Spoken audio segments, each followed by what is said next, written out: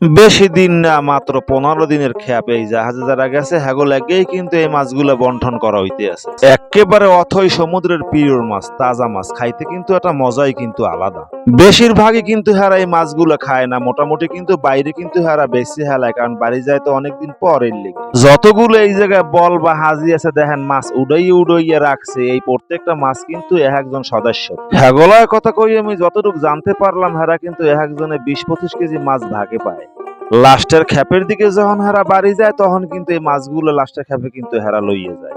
একেবারে কোনো সন্দেহ নাই, 2 তলা সমান জাহাজটা উপরে বইয়ে মই ভিডিও করতে আছি, নিচের মানুষগুলো কত ছোট ছোট ছিল। 15 দিন খ্যাপের শেষে জাহাজ কিন্তু পারে আইয়ে যখন ভিড়াইছে নেবাই তখন কিন্তু এই মাছগুলো ভাগাভাগি চলতে আছে। বড় বাংকারের মাছগুলো যে আছে সেই মাছগুলো কিন্তু প্যাকেটজাত করা। কোম্পানি কিন্তু ওই জায়গায় দিয়ে ডিস্ট্রিবিউশন করে কিন্তু অন্য কোম্পানির কিন্তু দিয়ে দেবে। যাই কিন্তু মানুষের অভাব নাই না ভাই, মানুষ কিন্তু বেশিরভাগই কিন্তু উপরে, নিচে কিন্তু মানুষ কমই আছে। এই মাছের চাহিদা কিন্তু দেশ এবং বিদেশে মিলেই কিন্তু প্রচুর পরিমাণে।